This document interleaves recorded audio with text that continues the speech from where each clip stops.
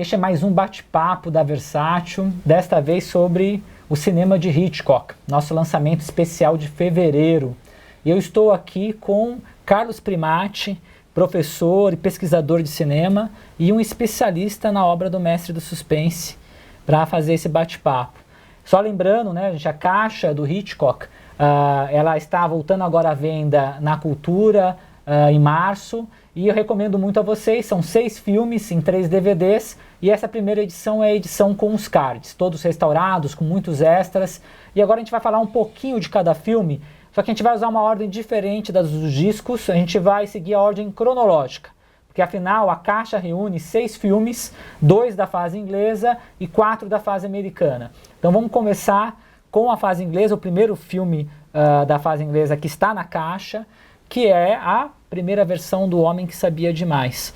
Então, Primati, você pode falar aí desse filme que é super importante, né, na carreira do Hitchcock. Não, esse filme é importantíssimo, inclusive a gente que é de uma geração assim que já muita gente que é fã de cinema já pegou o Hitchcock morto, né? Então digamos assim, já compra o pacote inteiro do que é a história do Hitchcock.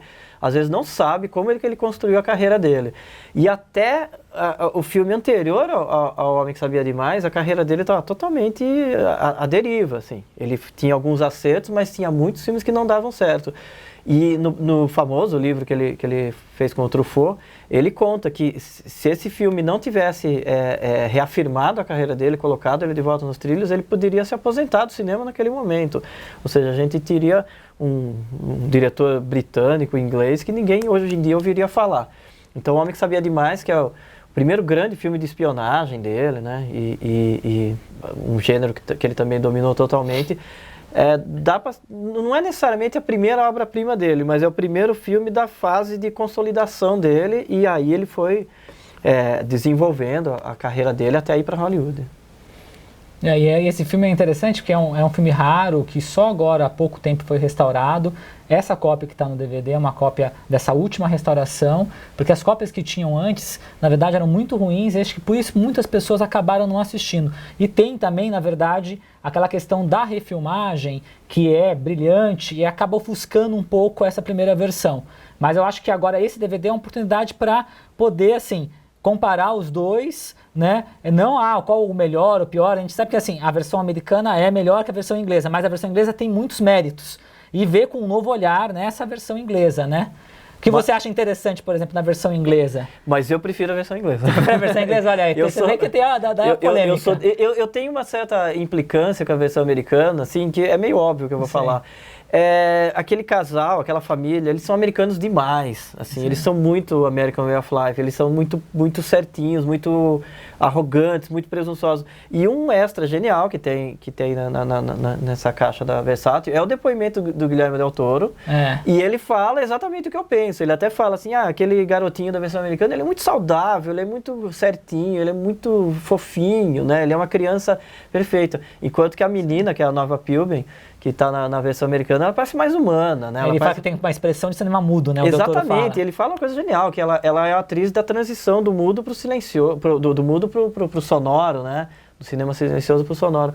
E, inclusive, só uma trivia, ela concorreu ao papel de Rebecca, que a gente vai falar daqui a pouco, né? A Nova Pilbeam foi uma das dezenas de atrizes para ser a protagonista. Mas eu gosto, você perguntou o que eu gosto da versão de 34. O humor é uma coisa que é bem britânico, né? Aquele humor absurdo, fora de hora, assim. Mas eu acho que o humor do Homem que Sabia Demais é mais saboroso em comparação com a refilmagem americana, por exemplo, que eu acho que aqueles personagens sempre meio arrogantes, meio presunçosos, nesse filme especificamente. Eu não vou agora falar, o Hitchcock quis fazer uma crítica à presunção, à arrogância dos americanos, que eu acho que não foi isso. Mas esse filme, né, a versão de James Stewart, Doris Day, eu acho que carrega um pouco nesse lado meio americanos inconvenientes, sabe? Eles estão lá indo para o Marrocos fazendo... Né, levando a presunção deles. Eu acho que esse clima me incomoda um pouco na refilmagem. Tecnicamente é maravilhoso, né? Só se você poder ver o Bernard Herrmann em cena, regendo uma orquestra, já é algo histórico. Mas eu gosto muito da versão inglesa, E tem o Peter Lorre, né? O Peter Lorre realmente é o primeiro, inclusive é importante destacar, né? O primeiro filme de língua inglesa. Exatamente. Dele, logo depois ele tinha feito o Emmy, acho que um ano anterior, Não, né? em 31 ele fez o Emmy. Foi entre 31 e 31, são 3 anos depois, Isso. né? Mas tem um pequeno parênteses. Recentemente descobriram que o Emmy foi filmado em 3 línguas. Em alemão, em francês e em inglês. Tem razão, é verdade. Então é só uma trivia. Então o próprio Peter Lorre, né, o Hitchcock se orgulhava disso. Não, é o primeiro filme dele falado em inglês. Daí descobriram, né, há pouco tempo, que na verdade ele falou inglês, talvez foneticamente, até naquela altura, no Emmy. Mas na prática mesmo, o Homem que Sabia Demais é o primeiro. E não é o único, depois ele fez o Agente Secreto com o Hitchcock, né? Então ele teve uma parceria ali com o Hitchcock que durou um pouco mais.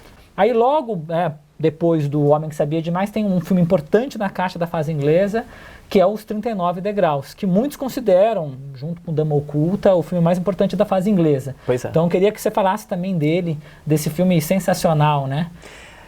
Nesse filme o Hitchcock vai reafirmando essa característica dele de fazer esses filmes de espionagem, mas colocar pessoas comuns se metendo nessas intrigas, né, nessas confusões de conspiração de assassinato, de agentes secretos e tal. Então isso eu acho uma característica muito forte dele. E para destacar alguma coisa, por exemplo, tem o personagem do Mr. Memory, que é sensacional. Tem uma ideia muito interessante então, quer dizer, personagem. Exatamente, quer dizer, o Hitchcock, isso daí, ele começa, não diria que inaugura, mas ele coloca em cena uma característica que eu costumo dizer, que a profissão que aprisiona os personagens. Então, eu gosto de procurar dentro da obra do Hitchcock uma coerência de ideias. Então, se a gente começar a aplicar isso em outros filmes, por exemplo, no Vértigo, que todo mundo conhece, por que aquele cara acaba se dando mal, digamos assim, no final do filme? Sem entrar muito em detalhes, se é que alguém não assistiu o Vértigo ainda.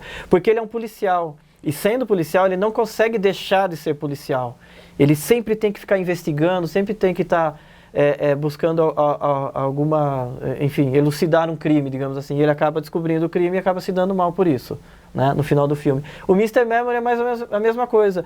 Ele é um cara que a função dele, a profissão dele, a atividade dele é ficar relembrando fatos. E ele acaba, também não vou contar um spoiler grande, mas tem uma cena genial dele, ele acaba se dando mal porque fazem uma pergunta e ele não pode deixar de responder. Ele não pode deixar de responder, porque é a função dele, né? Então é uma coisa que eu acho bonita no Hitchcock, como a atividade, a profissão dos personagens acaba exercendo um papel interessante. Uma cena que pouca gente presta atenção, mas que eu acho genial no Psicose. A Vera Miles, ela é balconista de uma loja de discos, né? E aí, quando eles entram no quarto da senhora Bates, ela vê um toca-discos, ela vai lá olhar que disco que tá aí. Ou seja, tem essa que você falou Porque ela falou assim, se você fosse balconista numa loja de discos, você fala, o que será que a senhora Bates ouve, né? Então, eu acho que, além da grandiosidade, da trama, das sequências geniais que tem, por exemplo, os 39 Degraus, eu gosto disso, né? Quando você começa a assistir a terceira, quarta, quinta vez, você fala assim, nossa, vou prestar atenção só nesse personagem, que é muito bom, né? Nesse filme tem aquela famosa sequência do 39 Degraus que eu gosto muito, que quando ele vai se refugiar, ele está fugindo lá no interior da Escócia, e ele tem uma casa de um camponês mais velho, com uma moça, casado com uma moça mais nova. Sim. E toda essa sequência, essa tensão entre a moça mais nova, que se sente atraída por ele, o camponês que suspeita dele, como aquela sequência é filmada, e aquela coisa fica até um gosto meio amargo depois no final da cena, com a vida da mulher, com a felicidade daquela mulher. Que é uma sequência de drama que poderia estar, por exemplo, no filme do Murnau, e está lá no filme do Hitchcock, e o Hitchcock trabalha muito bem aquilo, que é uma amostra dessa qualidade dele, que é impressionante, né? Que ele conseguia não só, o pessoal, quando se fala mestre do suspense, parece que meio que reduz, né? Sim. Parece que só faz suspense. Pois é. Né? Já seria demais, né? Mas ele faz muito mais, não, né? Ele dominava totalmente. Inclusive, é muito bem lembrado essa cena, porque os 39 Degraus, depois ele acaba sendo parecido com Intriga Internacional, por exemplo. Ele tem esse caráter meio de episódios, né? Então, essa cena específica, sempre quando eu assisto, ele parece um conto específico, né? Parece que por alguns minutos você acompanha só o drama daquela camponesa, e é uma herança do cinema mudo, né? Você falou do Murnau, o Murnau era o mestre do Hitchcock, né? Ele tinha uma admiração imensa pelo Murnau. E essa cena final aí, né, do final do episódio dela, você lê toda essa situação nos olhos dela, na expressão Sem dúvida. dela, né? Nossa, é muito, tipo, muito bem feito. e o Robert Downey era galã, então ela vive aqueles momentos, né? Mesmo sem diálogo, você percebe que na cabeça dela fala assim, nossa, minha vida poderia ser tão melhor, né? Livre né, desse casamento absurdo e tal, mas é quase que um cinema mudo aquilo ali, né? O Hitchcock, às vezes ele usava palavras que não tinham significado, né? Por exemplo, tem cenas de jantar que as pessoas estão falando banalidades e na troca de olhares você sabe que a história que está sendo contada é outra, né? Ou quando ele precisava usar texto mesmo, era o mínimo possível, né? Ele não era aquele diretor verborrágico. E a gente vai no famoso filme, né? O primeiro filme que foi uma guerra, né, para o Hitchcock nos Estados Unidos, que é o Rebecca, que inclusive ganhou o melhor filme, mas o Hitchcock não levou o melhor diretor. Sim, porque, sim. John Ford. O John Ford perdeu para um outro grande, né? Sim. Mas essa questão do Oscar, assim, é uma coisa meio óbvia que eu vou falar, mas acho que se o Hitchcock tivesse recebido o Oscar por algum filme, iam falar, o Hitchcock ganhou o Oscar de melhor diretor por Psicose. O fato dele não ter ganho torna essa situação muito maior. É verdade, porque ele vai ser sempre citado nas injustiças do Oscar. Exatamente, porque se ele tivesse um Oscar na prateleira, fala assim, decidiram que naquele ano ele era o melhor diretor. Como ele nunca ganhou, é falado isso o tempo todo, ou seja, a história dele é tão perfeita que até uma falha, uma injustiça, seja lá o que for, acaba sendo sempre citado, né? Se você pende muito pro lado do Hitchcock, você acaba vendo o Selznick como um vilão, porque ele era super dominador, não sei o que lá. Mas a gente não pode esquecer que ele é o produtor do King Kong, né? Do Vento Levou e mais um monte de outros filmes. Retrato de Ginny, que a gente lançou, que é um filme maravilhoso. Exatamente, a paixão dele pela Jennifer Jones, né? Colocou ela lá. Mas é que geralmente fala, o produtor do Vento Levou. Não, 6 anos antes do Vento Levou, ele fez o King Kong, que era o maior filme até aquele momento, né? Uma produção absurda e tal. Mas o Selznick tinha esse lado super controlador que enlouquecia todos os diretores, né? E o que eu estava comentando com você é que algumas informações a gente tem que buscar no lugar certo. Então eu tenho a trilha sonora do Rebecca em CD e só no artigo que vem no encarte do CD conta o quanto o Selznick interferiu na montagem do filme na questão da trilha sonora. Né? Que ele encomendou uma trilha do Franz Waxman, que era um cara ascendente na época, mas que se estabeleceu como um dos grandes compositores da história do cinema americano. Só que mesmo com a trilha pronta, ele foi lá e pegou trechos de outros 3 filmes do mesmo diretor, mais trilhas do Max Steiner, do mesmo compositor, no caso, mais trilha do Max Steiner, misturou tudo no filme, ou seja, ele mexia demais, né? Então a polêmica que existe sobre esse filme, entre os cinéfilos e os estudiosos também, é o quanto ele é Hitchcock e o quanto ele é Selznick.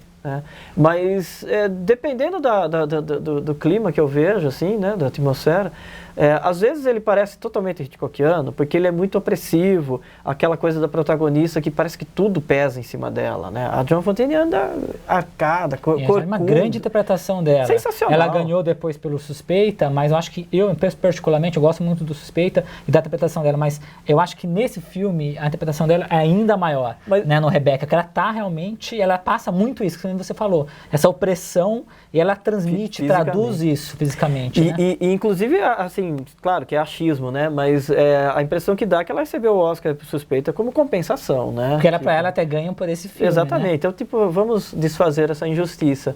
Mas, e tem coisas de bastidores que talvez ajudem. O Laurence Olivier queria a Vivian Leigh no papel da Rebecca. Inclusive, ela fez testes, são muito divertidos você ver os testes dela no papel da Rebecca, porque ela é pura Scarlett O'Hara. Ela é Rebecca não, né? Da Mrs. De Winter, né? Que não tem nome, mas o papel da protagonista do Rebecca.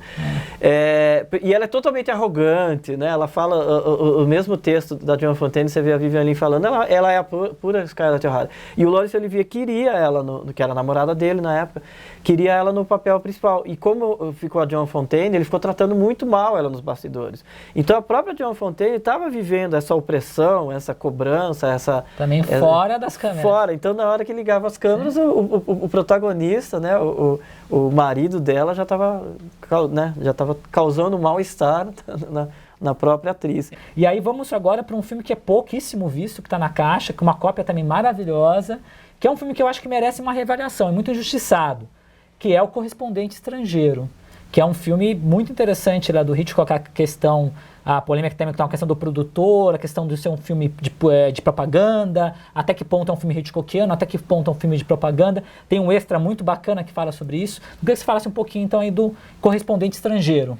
O que a gente pode fazer também para compor um panorama interessante é dizer assim que o Hitchcock foi contratado pelo Selznick ali em 38, né? Ele chegou a tempo até de mexer um pouquinho no Vento Levou, né? O Hitchcock chegou a escrever uma cena do Vento Levou e a relação deles era muito ruim. E aí o Hitchcock conseguia que o Selznick emprestasse ele para outros estúdios.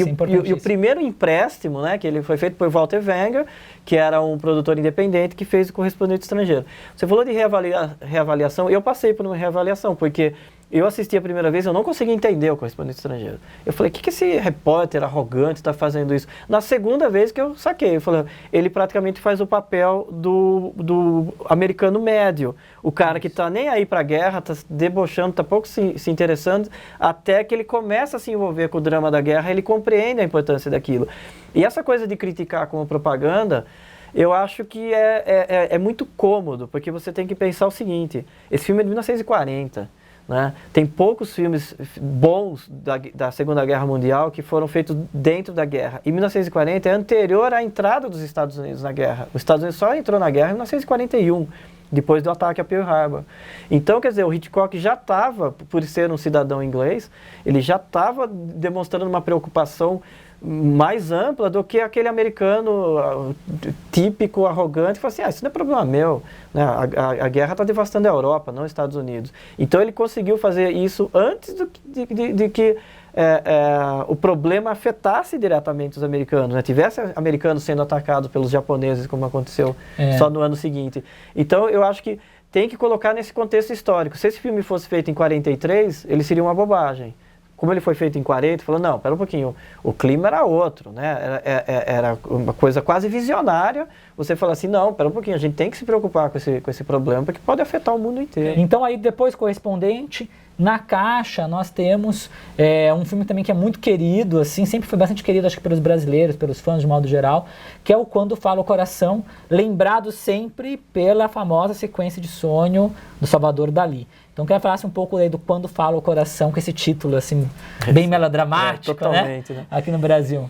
Esse daí é dos meus filmes menos favoritos do Hitchcock, mas não é porque ele não é um filme bom, porque eu não me divirto, porque eu não acho maravilhosas as cenas e tal, mas talvez seja uma implicância meio pessoal, que o Hitchcock, ele é reconhecidamente o cineasta essencialmente psicanalítico, né? Todos os medos, fobias, temores, traumas, neuroses do Hitchcock estão diretamente transportados para a tela, né? Então o medo de polícia, né? O receio de perder um grande amor, de não conseguir conquistar a loira gélida, todas essas coisas a gente vê o tempo todo nos filmes dele.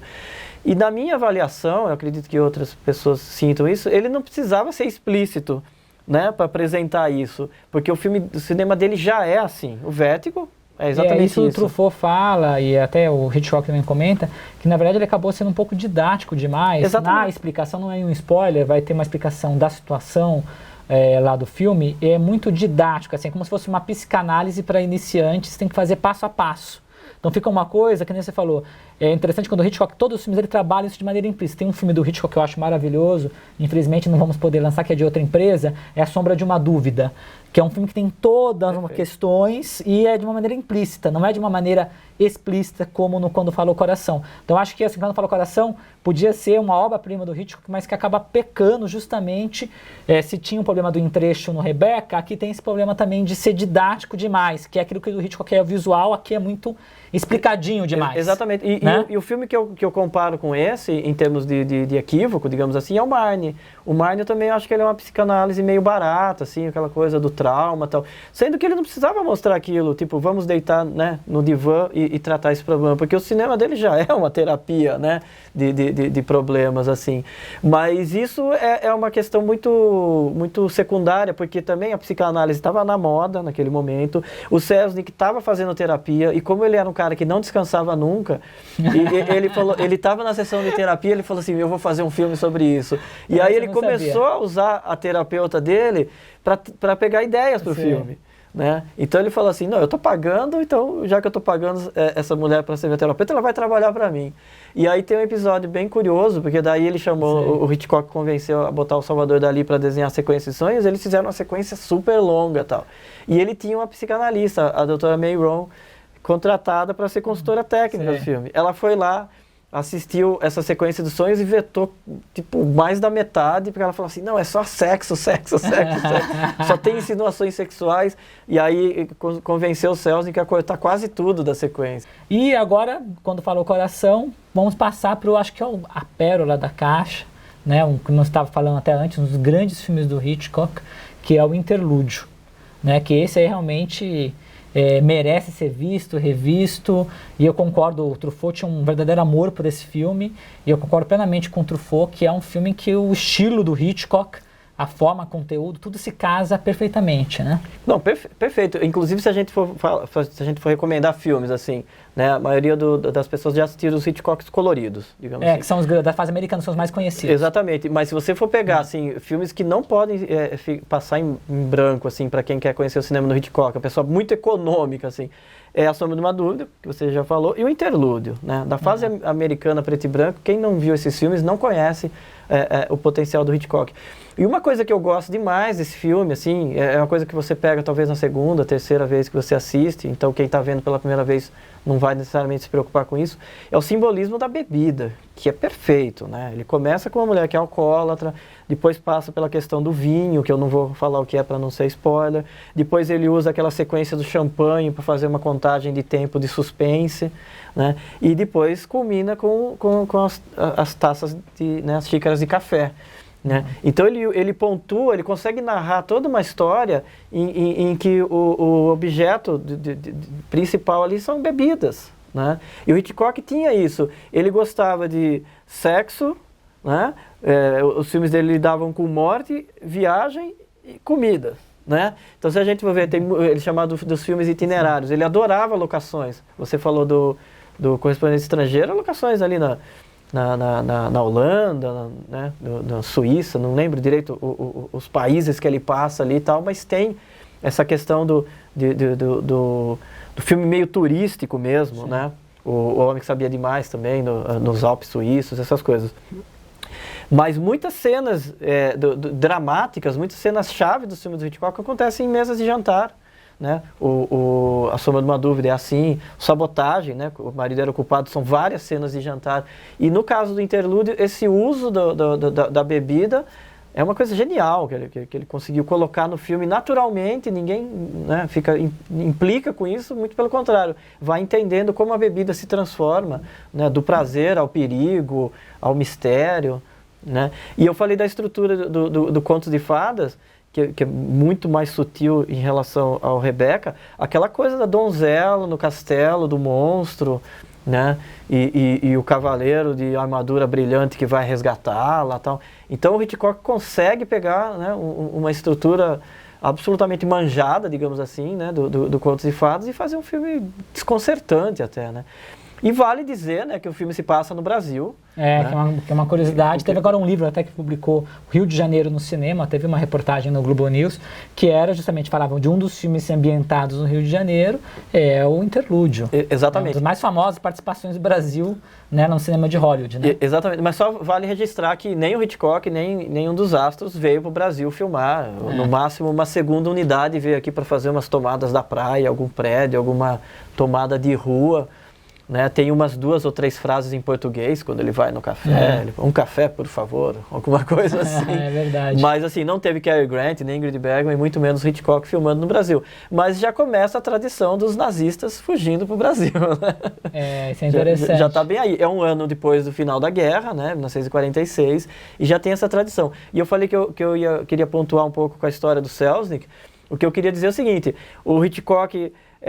nesse momento o Selznick estava envolvido com a produção do Duelo ao Sol, né, que era a obsessão dele de fazer aquele faroeste com a Jennifer Jones, e o Hitchcock, conforme o Interlúdio foi crescendo em importância para o próprio Hitchcock, ele foi conseguindo convencer o Selznick que o filme era uma grande roubada e que a melhor coisa que o Selznick podia fazer é se livrar do filme. E aí ele conseguiu convencer o Selznick a vender os direitos do filme para o próprio Hitchcock, e o Hitchcock fez o maior sucesso com esse filme.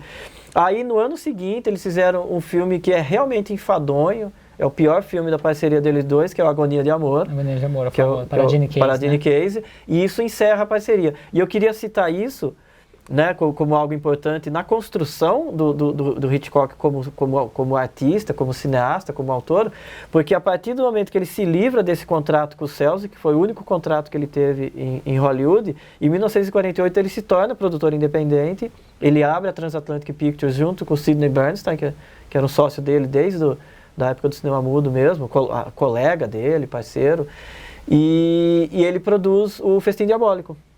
Inclusive, essa é uma das explicações porque o Festim Diabólico é tão barato, porque o Hitchcock não queria meter a mão no bolso, então ele falou, não, vou fazer um filme super simples, porque afinal de contas está saindo do meu bolso esse dinheiro. Aí ele fez 2 filmes, o Festim Diabólico fez um relativo sucesso, e o Sobre o Signo Capricórnio, que foi um fracasso completo. É um dos menos conhecidos dele, inclusive. Né? Exatamente, e um filme meio estranho, um filme de época, verborrágico, ele é bem estranho. Não é ruim, tem grandes momentos, mas é um dos filmes mais esquisitos mesmo do Hitchcock. Não parece um filme do Hitchcock. Se você estiver assistindo de madrugada na TV, pegar no meio, você nunca vai desconfiar que é um filme do Hitchcock.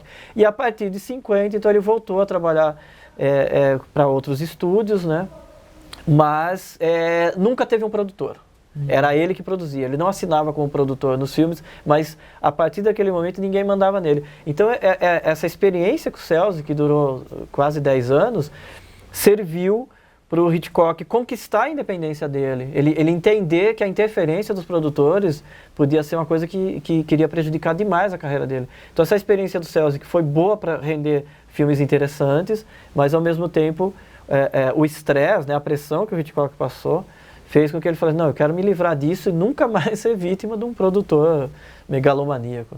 Né? E é uma coisa que eu também comentei, só para fazer um último comentário do interlúdio, ele é uma demonstração que o Hitchcock sabe filmar muito bem romance. É um filme que tem cenas de amor lindíssimas, né? Tanto da mise-en-scène, de como ele faz aquilo, a química entre os dois, as tomadas, os beijos, assim, é muito interessante.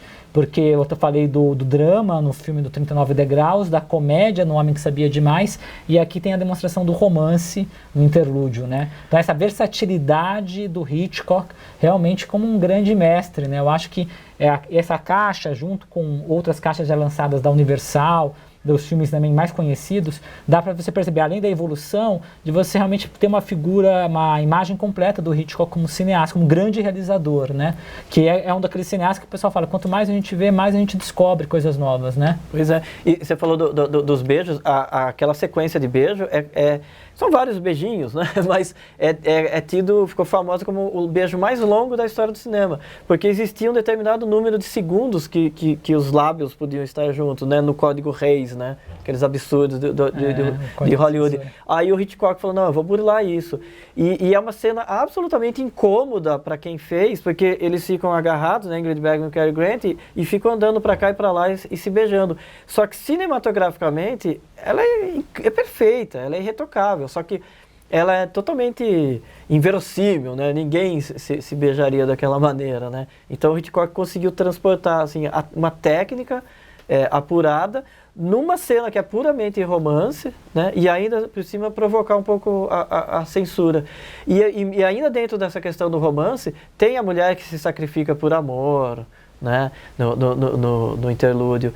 O papel do Cary Grant é bem complexo, ele parece até meio desagradável a princípio, mas você vai percebendo que ela tem que passar por uma aprovação para conquistá-lo, né? Enfim, o que dá pra gente falar sem soltar, né? Revelações da trama, assim, mas é muito maduro esse filme, né? No fundo, o próprio Hitchcock falava que era uma história de amor. Exatamente, né? Mas mostra já o Hitchcock em plena maturidade e aí, tipo, 10 anos depois, enfim, ele estaria fazendo a versão americana do Homem que Sabia Demais, depois O Homem Errado, enfim, quer dizer, ele já estava, o Hitchcock nasceu em 1899, então ele estava com uns 47 anos, né, nessa época, e já o cineasta completamente feito. Sem dúvida, eu acho que essa caixa tem essa felicidade de apresentar essa evolução do Hitchcock. E assim, eu agradeço muito ao Primati por ter vindo aqui para esse bate-papo. Na verdade, dá para ficar aqui horas e horas falando. Ele tem muito mais coisa para dizer, né, sobre o Hitchcock. Mas eu acho que assim, eu recomendo a vocês assistirem, né, aos filmes da caixa, os extras, tem quase 2 horas de extras muito interessantes, making of do Interlúdio, making of do Rebecca, tem aquela história do surrealismo, na participação do Dalí no Quando Fala o Coração, e outras coisas bem interessantes. E assim, ler os livros, a gente até estava comentando, ele até trouxe alguns livros aqui, mas vale a pena vocês pesquisarem. Tem um livro do Truffaut, que tem edição nacional, tem outros livros muito bons, né, inclusive com documentos. Exatamente. Né, que eu acho que assim, vale muito a pena fazer esse exercício, ler os livros e ver os filmes novamente, ler os livros, fazer e voltar, né, ler um pouco, ver os filmes, porque a cada nova revisão, o Hitchcock é um cineasta que a gente acaba descobrindo coisas novas, né, eu acho que é muito gratificante essa experiência de conviver com o cinema do Hitchcock. Não basta ver, né, você tem que conviver com os filmes, né? Não, com certeza, e não dá, você vê um artigo de um pesquisador qualquer, alguém que fez uma análise, e você já vê um ponto de vista diferente, você fala assim, não, eu tenho que rever esse filme para conferir isso que o cara disse, né? Então ele tem sacadas geniais, não tem como alguém estar envolvido com o cinema, principalmente quem faz cinema, e não aprender muito com o Hitchcock, assim, aprender demais. A melhor solução para qualquer tipo de cena, geralmente o Hitchcock tinha ali a resposta. Né? Ah, que bacana, é isso mesmo. Obrigado, viu, Primati? Eu que agradeço. E eu agradeço a vocês aí por terem acompanhado mais esse bate-papo.